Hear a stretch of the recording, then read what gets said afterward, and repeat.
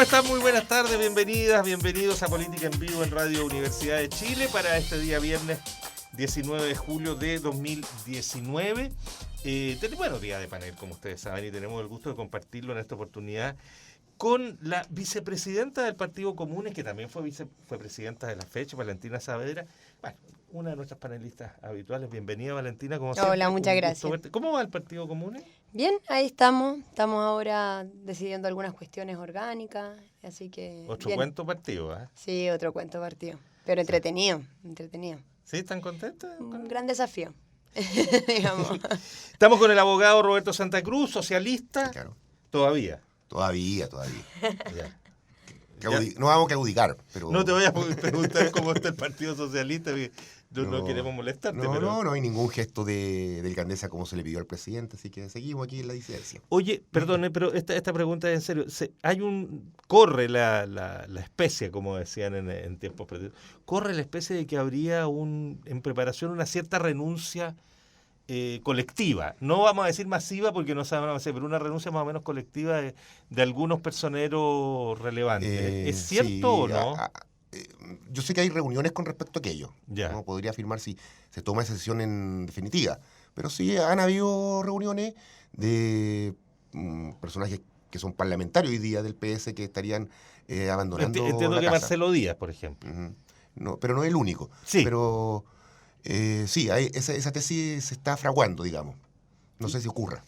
No, claro. ¿Y con qué destino? Es como la pregunta. Claro, porque hay que migrar a una casa política, no sé, distinta, crear algo nuevo es complejo. O sea, más es un partido con mucha historia. Entonces, renunciar a toda esa historia también es algo doloroso en lo sentimental, pero más poco pragmático en el término de las fuerzas que se pueden generar en oposición, sobre todo.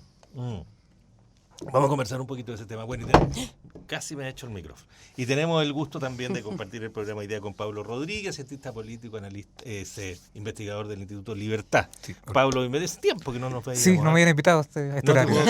La culpa es de la Tania, siempre. Siempre.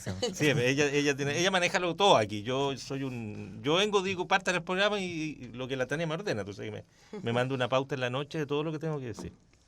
Así que ella tiene toda la culpa. Bienvenido. Vamos a suponer que sigues la pauta. Muchas gracias. ¿Ah? Sí, yo soy súper disciplinado.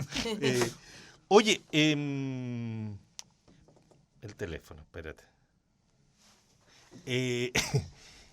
A ver, quiero tomarme un poquito del tema de lo que estamos hablando del Partido Socialista. Vale una vuelta porque tenemos el tema del agua en Osorno, que evidentemente es un tema que no solo lo de Osorno, sino que todo el complejo tema de los servicios básicos en manos de quién, cómo, qué legislación tenemos, etcétera, que sin duda es muy importante verlo. Tenemos el acuerdo o no acuerdo en torno a la reforma previsional.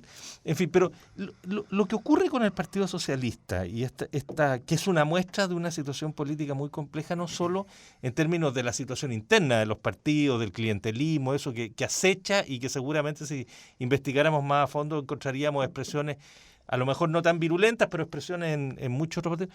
Pero el sistema de partidos está muy complejo. Si el Partido Socialista se disolviera en el sentido como opción, la estructura política sufre un daño importante. Por ejemplo, yo leía unas declaraciones de Gabriel Boric, muy preocupado del tema del Partido Socialista, diciendo que es un vacío que se crea y que genera como huecos en las tendencias políticas. Yo no sé cómo lo ven ustedes en ese sentido. Más que sacarle la mugre al Partido Socialista, que puede ser muy sencillo, muy fácil y que no tiene ningún sentido, sino que esta lógica de cómo se nos van disolviendo a lo mejor las tendencias, las miradas, etcétera. Roberto, partamos por ti, que eres el dueño. Para hacerlo más simple, el Partido Socialista, mi partido, ha intentado siempre estar en la vanguardia.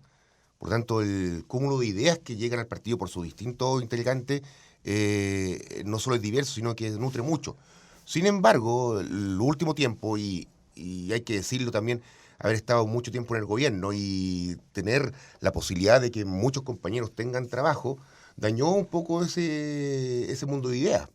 Porque cuando se está en el gobierno hay que estar cuadrado con lo que se dice con una sola línea. No se puede ser muy disidente estando en gobierno. O sea, yo creo que eso lo configuramos porque abre espacio a los opositores políticos para que uno lo quiebren. Y yo creo que eso dañó demasiado. Es el clientelismo, digamos, a nivel estatal que daña el debate de ideas. Y hoy día que estamos en una posición donde uno debería tener mayor debate de ideas, se produce esta crisis que tiene que ver con otro tipo de clientelismo, que es el clientelismo social.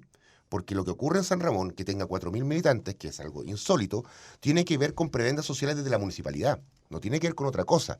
Entonces, una familia que tiene 8 o 10 integrantes en una misma casa, donde están los abuelos, los papás, los hijos, y todo se mete al PS para obtener alguna prebenda social desde la municipalidad, es lo que genera el clientelismo que los que estamos en la disidencia atacamos profundamente.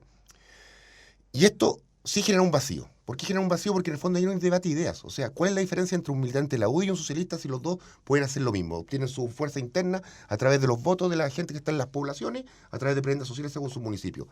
Eso no es debate de ideas. O sea, ¿cuál es la diferencia en que uno puede decir el Partido Socialista quiere un ente público para las pensiones como ahora, sin embargo la derecha quiere otra cosa y habrán unos geniales que se le ocurra algo intermedio que puede ser también, pero hoy día esas diferencias no se discuten por muy poco.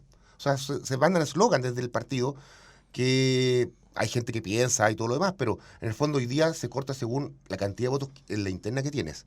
Y la militancia de población de barrio ha ido desapareciendo. ¿Por qué? Porque es muy adulta. Hoy día los jóvenes nos están metiendo al PS. Eso para nosotros como partido es doloroso. O sea, yo me metí a la JS cuando era muy joven.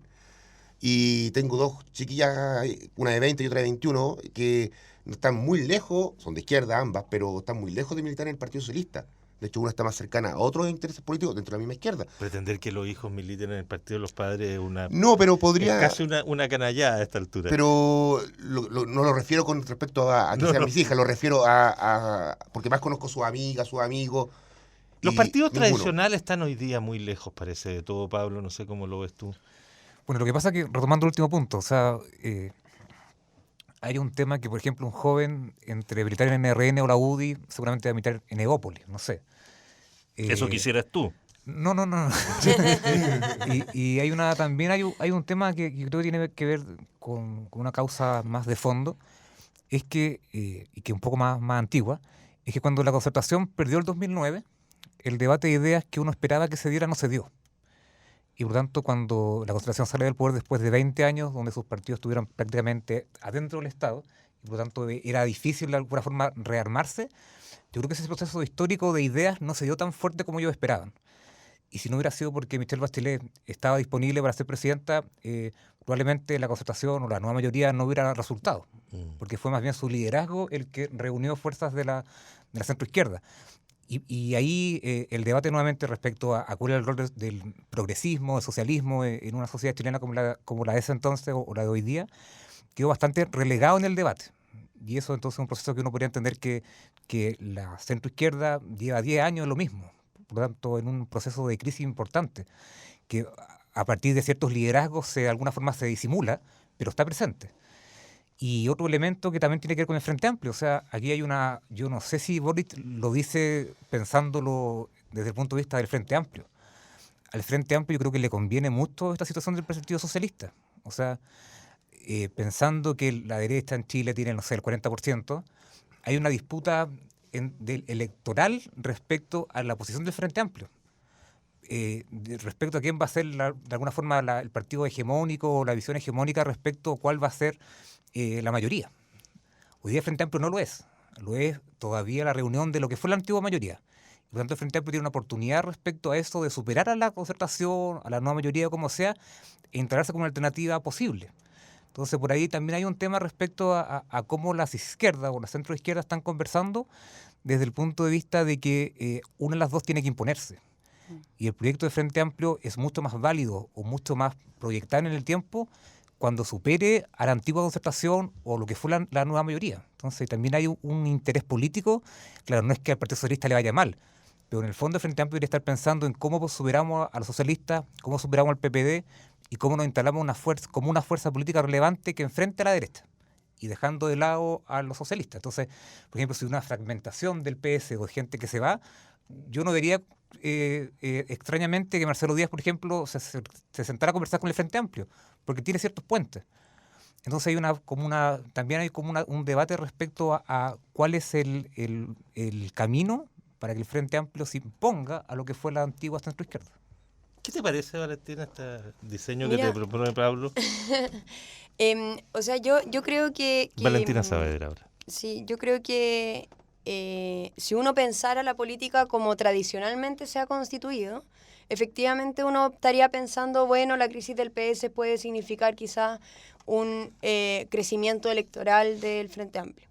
Sin embargo, yo creo que si uno piensa otra forma de concebir la política y que finalmente se trata, yo creo, de lo que es el Frente Amplio. El Frente Amplio no es un reemplazo a la nueva mayoría en el sentido electoral, sino que es una apertura de intereses nuevos o intereses que han sido excluidos de la política. Yo creo que la crisis del PS es un problema para toda la centroizquierda, no es un beneficio, yo creo, porque la crisis en sí, por lo menos a nosotros nos preocupa. Yo no he leído esas declaraciones de Gabriel, pero me imagino que va en la misma línea. La Javiera Toro, que es presidenta de nuestro partido de Comunes, sacó una columna, de hecho, planteando nuestra posición al respecto, de que la crisis del PS nosotros no la vemos explicada solo en, bueno, qué pasa con los narcos y como lo que pasó en la última discusión de El Padrón, sino que tiene que ver con la crisis de sentido que están teniendo en general los partidos políticos y la ausencia de proyectos que hay. Yo creo que en eso coincido en algunas palabras que plantea Roberto respecto a dónde está el debate de ideas. O sea, para poner un ejemplo, ayer, cuando se aprueba las indicaciones del gobierno sobre ley de pensiones, se hacen con los votos de la DC, pero también con las del PS. Eso yo creo que es mucho más representativo de la crisis de sentido del PS que la discusión de narcos o de padrones, porque hay una pregunta ahí. ¿Qué significa estar en el PS? ¿Qué significa ser parte de sus filas? ¿Qué es lo que representa? Y ahí yo, en algo que creo que el Frente Amplio tiene que tomar nota, es que es aún... Yo creo que eso reafirma la necesidad de que el Frente Amplio construya con autonomía de los partidos de la exconcertación. No significa que eso no podamos tener cierta relación, ciertas alianzas específicas o lo que sea, pero con cierta autonomía, porque no es solo autonomía de un aparato, sino que es autonomía de los intereses que se han representado durante años y que efectivamente hacen indistinguibles los partidos que pasaron por el proceso de la transición, que también le pasa a la derecha, digamos, no solo a la centroizquierda. Oye, aprovechemos el punto que hace Valentina para meternos en el tema de lo de ayer, de la aprobación de aprobación en comisión de la idea no la idea de legislar, son de las indicaciones. Mira, les cuento, ayer estuvo acá en nuestro programa, estábamos con Yarna, por cierto, Gonzalo Duarte, que fuera secretario general de la Democracia Cristiana y que sigue jugando un rol de articulación ahí pues está fungiendo como una suerte de jefe de gabinete del presidente de la Cámara de Diputados, digamos, de Iván Flores, y trabaja en este cuento. Y él plantea el punto de la siguiente manera, nos decía, lo que se ha conseguido es fijar un cierto piso pero que no está terminado, que este es un debate que recién se inicia, que faltan muchas cosas y que hay ciertos compromisos que el gobierno debe plantear, tanto en la Comisión de Hacienda o incluso en sala, respecto de otras indicaciones que ayer no estaban y que dicen relación con aumentar del 4% al 5% o más para generar elementos de solidaridad intergeneracional interna, generar un seguro que tenga que ver con la longevidad, etcétera. O sea, que esto es simplemente el inicio de un debate y que así se entiende. Y que, dice Duarte, esto no es que yo lo piense así necesariamente, lo dice Duarte, esto es hacer política. Esto es hacer política y negarse al debate y negarse a la construcción de acuerdos simplemente posterga la solución de problemas urgentes para las personas. Esa es la postura que sostiene más o menos Duarte, lo hace con más pasión él que yo seguramente, pero que sí nos pone de cara, yo creo, a cómo se está haciendo política, qué significan estos acuerdos, qué rol se está jugando.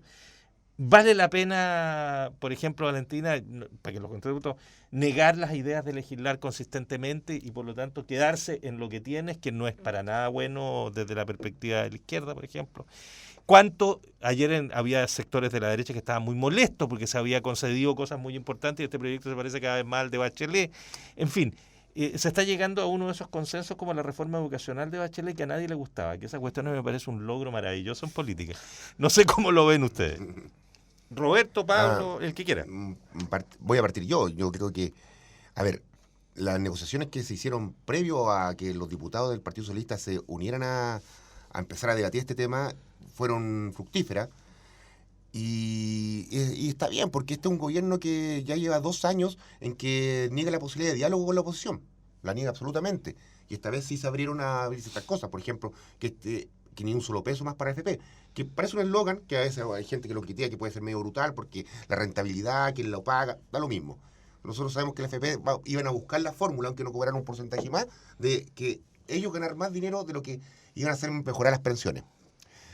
Luego de eso, este es un tema con una urgencia tan importante que demorarse un año más, porque si era rechazado, estamos un año más que se puede presentar un proyecto con la misma idea de cambiar el sistema de pensiones.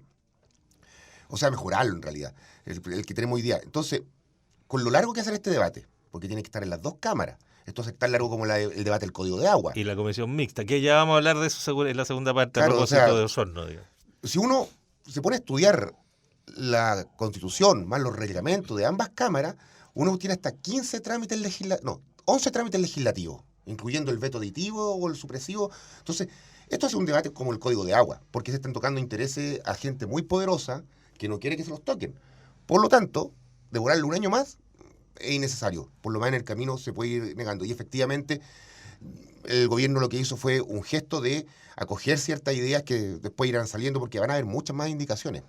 El punto nomás que no les conté de Duarte ayer es que yo le planteé en algún momento, ¿y cuáles son los mínimos? Los mínimos irrenunciables que te harían decir, yo no voto esto. Si no está esto, se cae todo. Por lo menos el PS va a ser claro que tiene que ser un ente estatal. No, pero eso está. O sea, ya está que no está la AFP y está que el ente, este CAS estatal. Pero, ¿y si no se sube el 4%? ¿Y si no hay un seguro de longevidad? ¿Y si no hay ningún sistema de solidaridad intergeneracional, etcétera? ¿Se sigue aprobando o no? Esa pregunta no ha tenido respuesta. No entiendo por lo menos. Pero es lo que hemos entendido muchas veces y que no pasa después. Bueno. Pablo Rodríguez. Que ahí el punto relevante es que para el gobierno es un avance. De alguna forma el gobierno, claro, ya lleva 1 año y medio prácticamente de gestión y tiene que mostrar avance legislativo. Y el tema de pensiones es un tema crucial, por lo tanto, desde el punto de vista del gobierno, claro, es una mejora respecto a la situación que tenía antes. Pero yo creo que el tema en donde se van a entrebar el gobierno y la oposición es que para que el proyecto salga adelante se requiere una mayoría importante en la sala de la Cámara de Diputados. Son 4 séptimos, ¿no? Es distinta a la aprobación en particular de las indicaciones de ayer, que con mayoría basta y por lo tanto lo que se apruebe ahí no necesariamente va a pasar por la sala, va a ser aprobado por la sala de la Cámara, en primer lugar, y después lo que pasa en el Senado ya es otra cosa. Entonces, hay un tema respecto a las mayorías que se necesitan para sacar adelante la reforma, y eso yo creo que va a entrabar bastante los puntos, porque todavía hay varios flancos que están abiertos. O sea, hay una postura de la derecha muy, muy clásica que dice que la solidaridad solamente se hace con impuestos generales. Por lo tanto, no hay que tener seguros de alguna forma que complementen porque no son necesarios o son injustos desde el punto de vista de los impuestos. ¿Y ese debate, Pablo, cede un poco en la derecha o está muy cerrado igual, según lo que tú ves? Yo creo que esa parte de la derecha va a ceder de alguna forma para que el proyecto salga adelante. Pero se te abre el flanco por la derecha, que tiene que ver con un sector de la UDI, con CAS, que seguramente te van a reclamar ese punto. Ya lo hicieron. Ya. Y van a estar torpedeándolo constantemente. Entonces, hay una estrategia política de ambos lados que va a tener que llegar a algún punto de encuentro o punto de acuerdo, porque como menciono, el tema de este quórum que es mayoritario, te hace replantearte cosas. O sea, desde el punto de vista de que si quieres una reforma que sea sostenible en el tiempo, hay que hacer algo. Y ahí uno añade otro punto. Yo no sé si ustedes recuerdan, pero no sé cuál es el nombre exacto, pero Augusto Iglesias, el encargado previsional del tema, ha señalado varias veces que esta reforma no soluciona todos los problemas de fondo del tema de las pensiones, obviamente. De alguna forma mejora situaciones actuales, pero no corrige algunas deficiencias importantes. Y mientras esas deficiencias no se corrijan, el tema de pensiones va a seguir presente en la discusión. Entonces puede ser que el gobierno esté gastando mucho tiempo en una reforma que desde el punto de vista de la ciudadanía, cuando tú te demoras 3 años en sacar una reforma, no se va a ver como tan efectiva desde el punto de vista de mejorar las pensiones, y al mismo tiempo, en un corto plazo, vamos a estar discutiendo nuevamente otra reforma de pensiones para solucionar todas las cosas que no se hicieron ahora o desde el punto de vista de cómo enfrentar el mercado laboral que está cambiando. Entonces, una reforma que de alguna forma va a quedar muy corta desde el punto de vista de su aplicación. Y ese es un problema político no solamente para el gobierno, sino que también para la oposición, desde el punto de vista de que la gente al final va a percibir que ni gobierno ni oposición son capaces de sacar reformas adelante que le beneficien o le mejoren la calidad de vida. Y hay un punto central que, del punto de cómo se negocia, cómo se acuerda, o qué se negocia y qué se acuerda, es importante porque la gente sigue percibiendo que los políticos no hacen nada. Y eso les pega a todos de igual forma.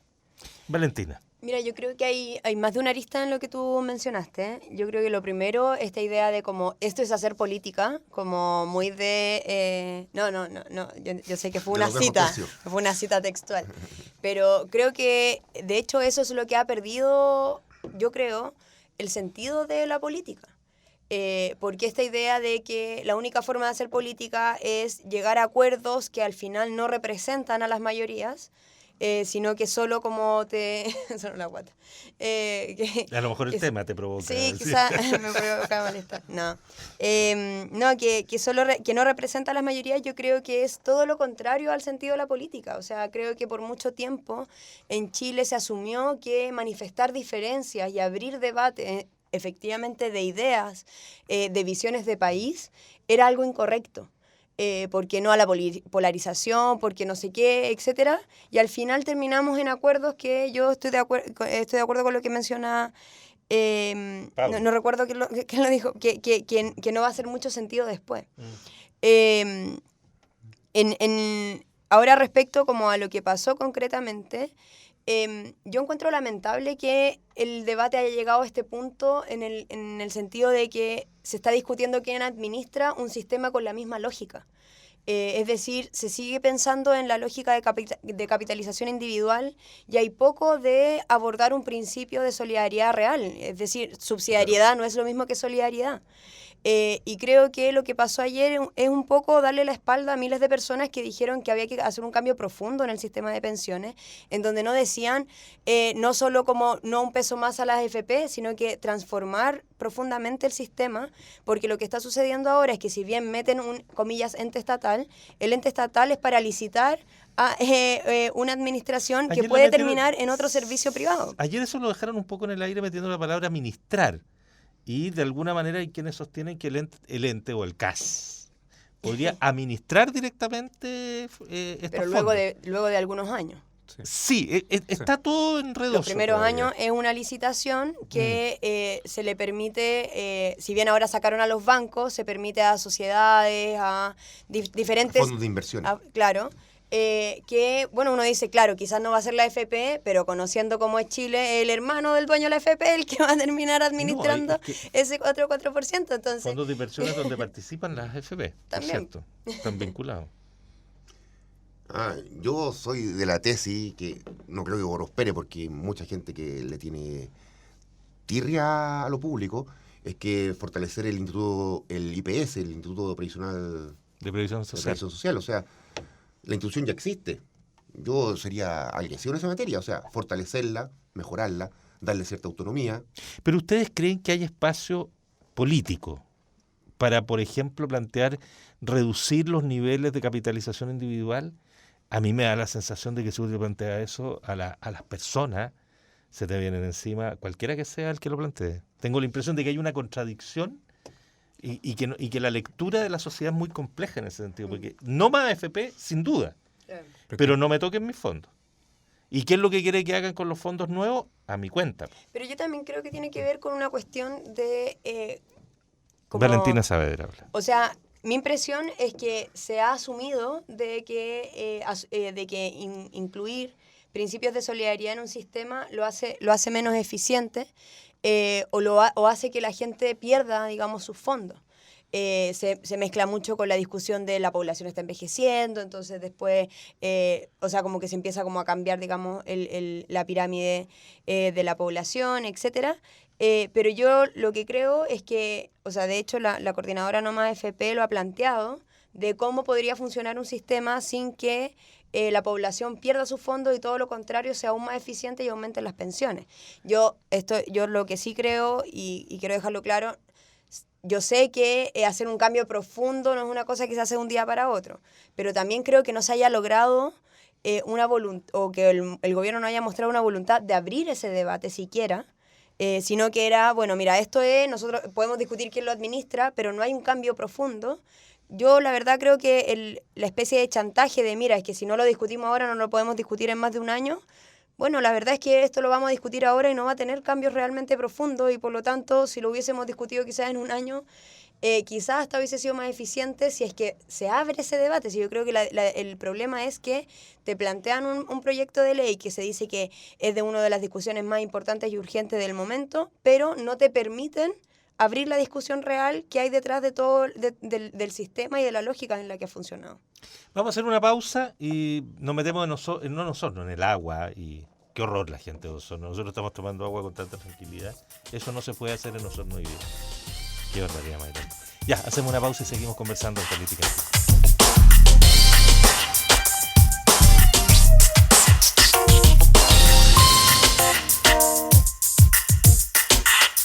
Estamos ya de vuelta en Política en Vivo, conversando con Valentina Saavedra, con Roberto Santa Cruz y con Pablo Rodríguez. Cerramos el tema o alguien quiere decir alguna cosita más respecto del tema que estábamos conversando. Se podrían decir muchas cosas, pero... Así como que fuera necesario dejarla dicho respecto de este inicio de debate, acuerdo o lo que sea en torno al lo último que se Pablo mencionar Rodríguez. Tiene que ver con lo que hemos leído hoy día en la prensa, que tiene que ver con la posición muy contraria de la AFP a lo que se está haciendo. Si ustedes se fijan al principio del debate respecto a las pensiones, la AFP tuvo una posición un poco más neutral, un poco más como mirando de lejos cómo iba avanzando el debate. Y esa postura más o menos más tranquila que tuvieron la AFP en el principio del debate ha ido cambiando.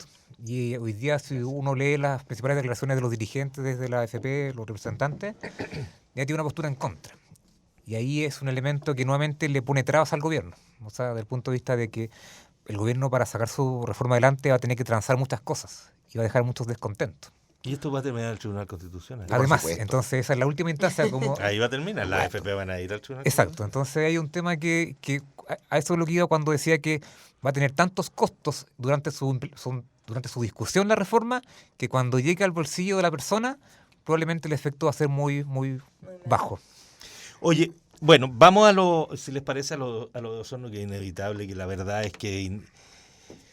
No sé, ahí no hay para qué ponerle adjetivos ni nada. O sea, una ciudad que ahora por lo menos el 30% sigue ya por 9 días sin suministro de agua y que durante 6 días toda la ciudad estuvo sin suministro de agua porque no hay capacitación al interior de la empresa y los operarios no conocen bien lo que tienen que hacer. Y por eso se equivocó y abrió una compuerta distinta y se metió el petróleo. Esa es la explicación final.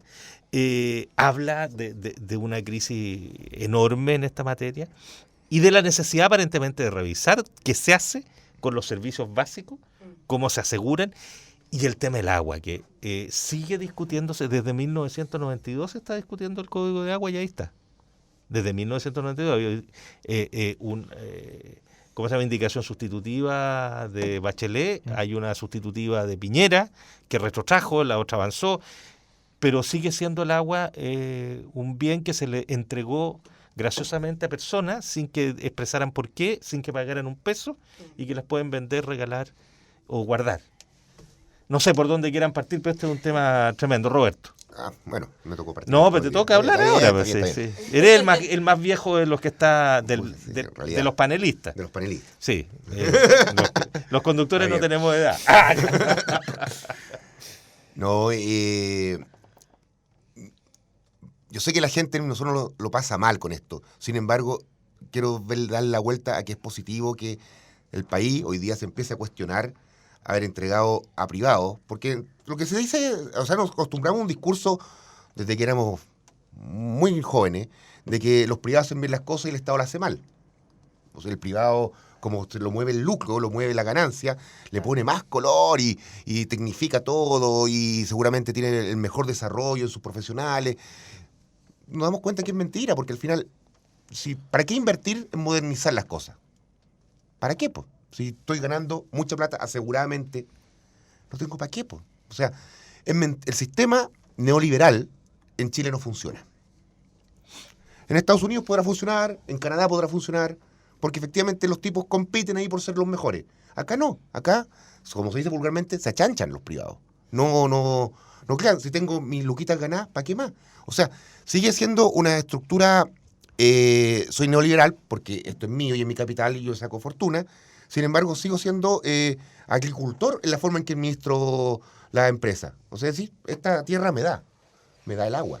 Listo, ¿para qué voy a tecnificar? ¿Para qué voy a contratar mejores profesionales? ¿Para qué le voy a poner un pensionista a riesgo? Si me sale, no sé, por 800 lucas contratar un pensionista a riesgo, ¿para qué? Si me lo puedo ahorrar. ¿De qué estamos hablando?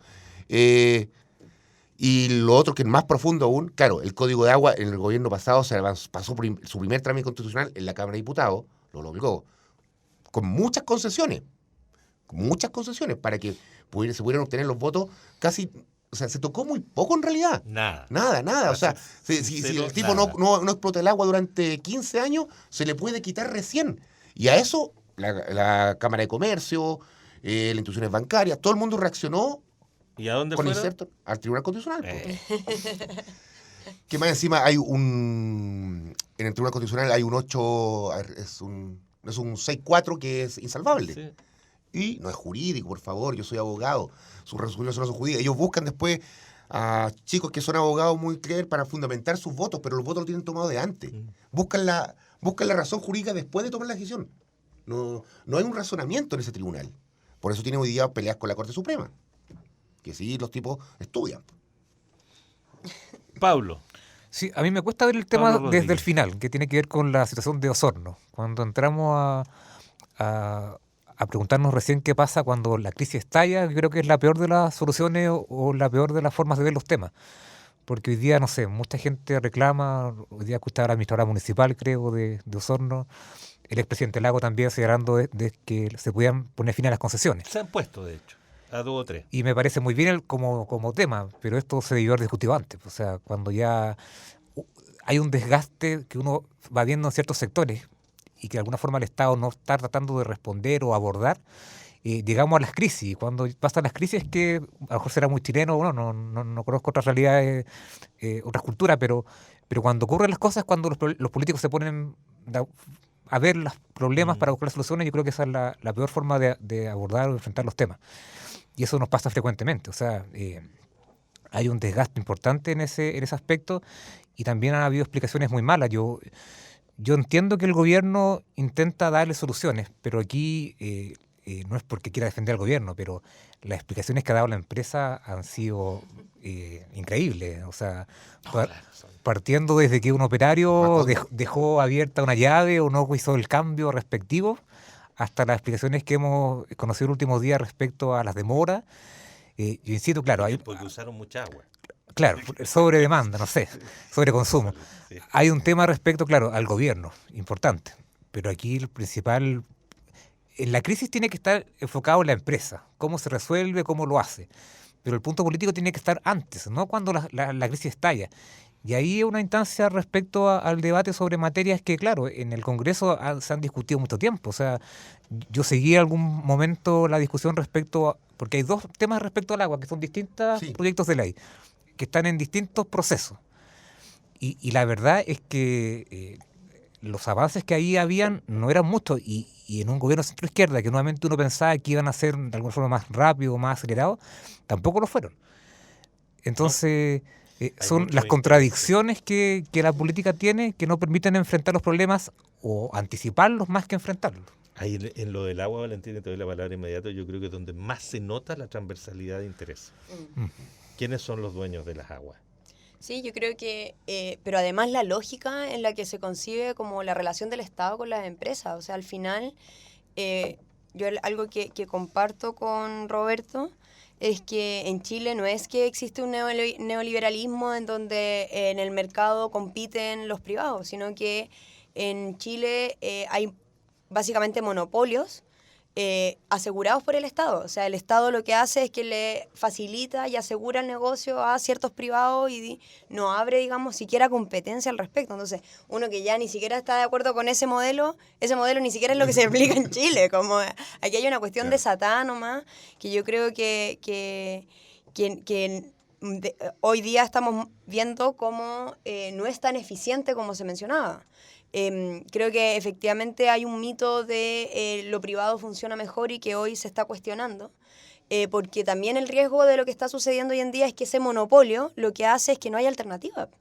Pareciera ser como ya, bueno, cerramos la concesión con ESAL y ¿qué se hace al respecto? No, ahí se hace cargo hay un administrador. No, que sí, toma estoy el de acuerdo, control y todo pero me refiero como no hay una forma inmediata de acción. O sea, estamos viendo O sea, que no funciona y que, bueno, se promete que van a dar el agua y a las 2 horas se corta y luego no funciona y solo hay amenaza y... O sea, no hay capacidad de reacción porque hay una administración tan encerrada en un núcleo privado que incluso la reparación es una cuestión que no se ha cuestionado. Pero además quería mencionar algo. Yo creo que también acá, y quizás siendo un poco reiterativa de ideas que me planteaba antes, que yo creo que también aquí hay una desconexión de las demandas que planteaba la sociedad hace mucho tiempo. O sea, organizaciones comunitarias, territoriales y nacionales que han planteado la necesidad de discutir el tema del agua son miles. Que en el sistema político, que en los partidos existan tal nivel de intereses cruzados que no permitan abrir ese debate, no significa que de la sociedad no se haya planteado. Por ejemplo, acá mismo en Santiago, por mucho tiempo se ha movilizado la coordinadora que plantea no Alto Maipo. Que tiene que ver ahí con la hidroeléctrica que se está planteando. Lo que pasó en Hidroaicén, también ahí fue la sociedad la que se movilizó. Lo que ha pasado, digamos, en las distintas comunidades en el norte por la crisis del agua que también viven, por ejemplo, cerca de Illapel, Salamanca, etcétera. Y nadie habla de eso. O sea, lo que estamos esperando es que nos pase lo de Osorno en otras ciudades para poder como abrir esa discusión. Entonces, yo creo que ahí también se refleja un poco esta desconexión de gente planteando este problema a la política, organizándose por eso, resolviendo problemas. O sea, hay comunidades que, por ejemplo, creo que fue en Petorca el año pasado, en donde la población tenía que guardar agua en bidones para poder sostenerse porque no había suficiente agua en el día. Entonces, lo que yo creo que lo que está pasando en Osorno quizás es el caso más extremo, pero no creo que sea un caso aislado de una crisis generalizada del uso de los recursos hídricos y de la privatización de esto.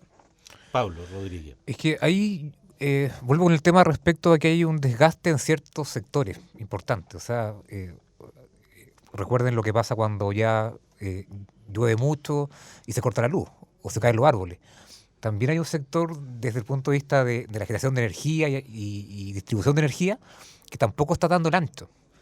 Entonces, nuevamente, no hace plantearnos respecto a cuál es el estado de las industrias, cuál es el estado, de alguna forma, cómo han evolucionado, cómo han mejorado sus procesos, cómo se han modernizado. O sea, probablemente esto funcionaba hace 20 años atrás, no sé. Tal vez desde el punto de vista del privado, que efectivamente era eficiente en su aplicación y en su correcta implementación. Pero yo creo que desde el punto de vista de las instituciones, no solamente políticas, sino que también económicas, estamos viendo un deterioro importante respecto a varios sectores que son vitales para la ciudadanía y que de alguna forma se están viendo manifestados en crisis, aspectos puntuales, pero yo creo que nos están hablando de algo un poquito mayor, de un síntoma más grande, que tiene que ver con que, por un lado, el Estado no ha sido capaz de modernizar y supervisar o de alguna forma fiscalizar mejor los procesos de los privados. Y también, que también es preocupante, que los privados no han sabido de alguna forma ir también modernizándose respecto a los tiempos. Entonces estás viendo que el crecimiento que tuvo Chile durante tanto tiempo, la baja en la pobreza y una serie de indicadores sociales que fueron muy exitosos, hablan de Estado y de un privado que no son capaces de hoy día de enfrentar los desafíos, los dilemas de la sociedad hoy día. Y eso yo creo que es preocupante, porque estamos como haciendo agua por varias partes. Ahora, el dilema es, el debate que se va a abrir es, ¿tiene sentido la concesión? Porque tú decías, Valentina, que claro, no hay competencia. Es que en estos temas va a tenderse al monopolio regulado, Claro, necesariamente por el nivel de inversión. Debiesen ser servicios públicos. Bueno, es que ese es el debate, por eso digo, o son públicos o se sigue con la lógica de que se puedan concesionar, pero evidentemente con otros niveles de regulación, con otros niveles de fiscalización. Ahora, ese debate llega evidentemente tarde. Hay una cosa que conceder, quizás, un punto que es importante también de meter como en la coctelera de las ideas, y es, efectivamente, el proceso de concesiones de sanitarias permitió generar agua potable y servicios potables en casi todo el país, cosa que fue acelerado y que está muy por delante de los promedios, ponte tú, latinoamericanos. Ese es un punto que es real también. Entonces, que tampoco uno lo puede desconocer, pero efectivamente hoy día tú ves la fragilidad del sistema, que es... Es que ese es el punto, yo creo, que supieron responder muy bien a las necesidades del momento, históricas, pero no han sido capaces de enfrentar los problemas que tienen hoy día. Y eso, como menciono, no solamente está en el tema del agua, o sea, está en otros sectores de... Sí, en el eléctrico. Entonces, todo. y ahí es una oportunidad, claro, no es que yo quiera que todo sea público, estatal, pero sí hay que repensar respecto también al rol de los privados y cómo los privados contribuyen de verdad a la sociedad. Yo la verdad creo Valentina que Saavedra. el problema de fondo es creer que hay ciertos servicios básicos que son como elementos de negocio. O sea, poder consumir agua, tener luz en tu casa, como, o sea, servicios hiper básicos, como de calidad de vida, de salud pública.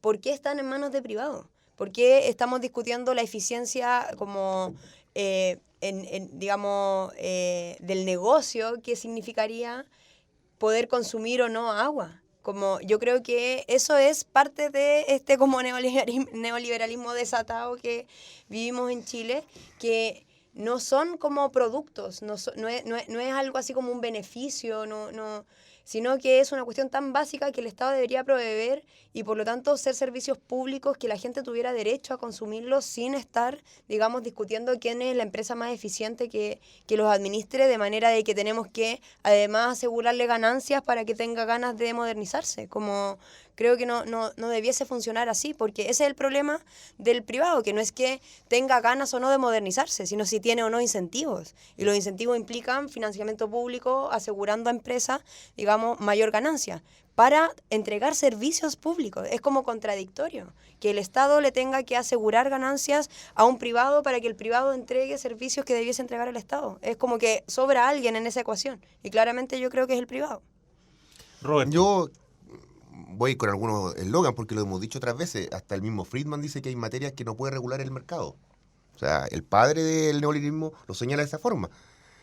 Una cosa es que el neoliberalismo no funciona sin fiscalización. Y Chile no fiscaliza nada. Nada. O sea, en todo tipo de empresas. Claro, esta es monolítica porque por la cantidad de recursos e inversión.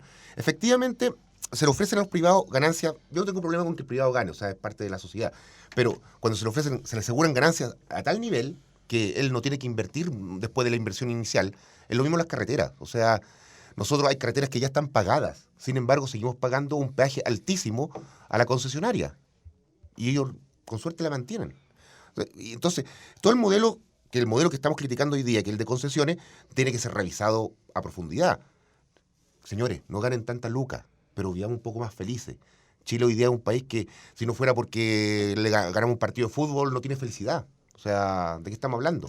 O sea, la gente anda enojada, la gente se grita en las calles, porque están aburridos. Tienen un sistema de transporte que lo hace demorarse 1 hora y media en llegar de su pega a su trabajo, y de su trabajo pasa mal, va choconado. La gente está establecida en las calles, te jode la cantidad de personas que te llaman para cambiarte compañía de celular, te sacan parte por andar por las calles. Es terrible. Y más encima ves a la autoridad, a los entes públicos que deberían ser el ejemplo a seguir en casos de corrupción que son horribles. Entonces, la decadencia de las instituciones es algo que está ocurriendo y no hay que negar la crisis. Y esa crisis la podemos atajar solamente si empezamos a hacer que la gente se preocupe de lo que está ocurriendo. Que no le baste, como volviendo al tema de pensiones, que no le baste mi cuenta de capitalización, porque yo sí sobrevivo bien como viejito. Entonces, como voy a ser un viejito que va a tener más platita, voy a estar bien. No, pues no va a estar bien igual, porque... No, que no va a tener más platita. No, primero no va a tener más platita, va a tener que salirse de la ISAPRE, porque el ISAPRE le va a cobrar más, y va a tener que volver a FONASA, como la mayoría de los chilenos. El servicio de FONASA en salud no tiene la misma eficiencia que el privado, que es pagado. Entonces, esto va acumulándose. Y la población chilena está envejeciendo. Pese a que la militancia no ha traído nuevas fuerzas, no solo laborales, sino que ha traído más juventud y está mejorando la tasa de natalidad chilena, esta sociedad está envejeciendo. Mucho. Mucho, y rápidamente. Sí. Y además, no solamente envejecido físicamente, sino que también se ha vuelto absolutamente individualista. Entonces, cuando yo como individuo sobrevivo solo y me la arreglo solo, el Estado no tiene ninguna... El Estado sobre esta ecuación desde el punto de vista de cómo está haciendo nuestra sociedad hoy día. Y el privado no es un privado que tenga un rol social. porque no las usan muy pocas las empresas que tienen categoría B, que son las que tienen preocupación social. No les importa. Entonces, mayor fiscalización, porque el sistema yo veo, no creo que pasemos un sistema estatal, eso está bien la utopía, pero no soñemos tanto. Fiscalicemos bien y hay servicios básicos que deberían volver al Estado. Porque ¿a quién demando yo? ¿A la empresa? No, pues. Querido, 2 minutos de libertad plena para decir lo que quieran. Bueno, siempre dicen lo que quieren, pero para referirse al tema que se les ocurra, porque tengan algún recado que me por favor no manden saludos a la amiga ni esas cosas, porque sería feo. Pero Yo parto. Valentina sabe. Sobre lo que quiera. Sobre lo que tú quieras. No, quería mencionar, y lo hablábamos antes de empezar el programa, de lo que está pasando con el VIH y el crecimiento de contagio que hay en Chile. Creo que si bien es necesario como la detección del contagio y el tratamiento, a mí me parece que la gran deuda que tiene tanto la concertación como la derecha está directamente relacionada con la negación de educación sexual integral en Chile. Creo que es fundamental que se pueda abrir ese debate. Y que en toda la discusión, que de hecho el año pasado hubo toda una movilización por educación no sexista, etcétera, se pueda también escuchar esas voces de la necesidad de pensar la sexualidad, de pensar las relaciones y de pensarlas desde la educación también. Creo que no solo basta con detectar el contagio, sino que hay que prevenirlo. Y eso requiere educación sexual integral. Quería mencionarlo, no lo tratamos, entonces me parecía importante también y contingente. Estamos absolutamente conectados porque yo me quería referir al Roberto mismo tema. Santa Cruz habla. Más allá del cliché que esto es culpa del gobierno anterior, que es una frase típica de todos los voceros de gobierno, los ministros de... Con la obsesión del condón. Claro, no, Es muy fetichismo del gracioso, condón. Que son los mismos que, voy a hacer una analogía, son los mismos que prohibieron que, o sea, evitaron que Iron Maiden viniera por primera vez a tocar a Chile. Ese tipo de lógica. O sea, a la actual ministra de Educación, cuando era diputada, señalaba que la abstinencia era la única fórmula de evitar el SIDA y decía que el condón era casi algo absolutamente inmoral. Entonces, ¿de qué estamos hablando? Y el gobierno, todos los gobiernos gastan mucha plata en publicidad. O sea, si uno ve las partidas presupuestarias, lo que se gasta en comunicación, en publicidad, en sus políticas públicas, es alto. Y esto es transversal. El VIH-Sida necesita una campaña permanente. O sea, uno habla con jóvenes hoy día y saben menos del VIH-Sida de lo que sé yo, que me enteré cuando tenía 13 años. No saben cómo se contagian. Creen que, por ejemplo, incluso creen que las mujeres lesbianas no se contagian, lo cual es falso. O sea, hay un nivel de ignorancia increíble. Entonces, expliquemos, digamos, las cosas, y yo estoy muy de acuerdo con Valentina en este punto. Yo creo que hay que darle la importancia de política pública independiente del color político. Y ya que, por suerte, los sectores conservadores han disminuido su poder últimamente en el país, ya no hay por qué hacerles caso. Entonces, digamos las cosas como son. Ocupen preservativos, cabros, no tiene nada de malo. Preservativos condón. Condón. Porque es la forma elegante de decirle al condón es preservativo. Sí, que ocupen, pero el tema de educación sexual es brutal. Ha sido la vida. Bueno, esto desde que yo era niño y ya había sexo en esa época. Imagínate. Ya había sexo, incluso ya el tema de la educación sexual era siempre un tabú. Pablo Rodríguez, los últimos 2 minutos. No, yo creo que hay que darle nuevamente una vuelta al tema de la inmigración. Hay una crisis importante respecto a eso en una parte en particular del territorio chileno, en el norte. Hay que repensar el tema. No está bastando la respuesta que está dando el gobierno. Y yo creo que hay que sentarse a conversar nuevamente entre gobierno y oposición, pero hay temas sociales, humanos ahí que están muy, muy, muy graves, y por lo tanto hay que ver cuál es la fórmula más adecuada. O sea, Chile es un país que siempre se ha jactado de ser un país distinto al resto de los vecinos, con un desarrollo mucho más importante. Tiene que replantearse el tema de la inmigración desde el punto de vista de cómo ser acogedor desde un punto de vista social, responsable obviamente, pero la mirada desde el punto de vista de la seguridad o el orden, una respuesta que sobre la inmigración no está dando respuesta al problema. Yo creo que hay que nuevamente ver qué está pasando ahí, porque es un problema que está creciendo y que desde el punto de vista de cuánta gente hay inmigrante en Chile o que han entrado el último año, es un tema que cada día va a estar más presente, que nosotros lo vemos en las calles, lo vemos en el comercio, en una variedad de sectores. y hay que hacer algo ahí. Falta una discusión mucho más profunda respecto al tema de los inmigrantes, que no tenga que ver con que el gobierno anterior dejó entrar miles de inmigrantes y que este gobierno simplemente quiere que no entre, sino que tiene que ir hay algo más profundo que hay que discutir, que hay que conversar respecto al tema de la inmigración. Querida Valentina Saavedra, querido Roberto Santa Cruz, querido Pablo Rodríguez, muchas gracias como siempre por el gusto de compartir este programa con Muchas ustedes. gracias a ti. Gracias. Partido Comunes, Partido Socialista, Instituto Libertad, vinculado a Renovación Nacional, el Instituto Libertad. Eso es lo que hemos estado hoy día sobre la mesa. Ha estado muy entretenido el programa, sí. Súper. Muchas gracias. Muchas gracias al equipo que hace posible que estemos en directo por la radio y que ya espero que mañana tipo mediodía será posible, ¿no? Estemos en el streaming de televisión. Que tengan un muy buen fin de semana. Debería llover el domingo, ojalá que así sea, y frío. Así que, pues, que se... Muy buenas tardes.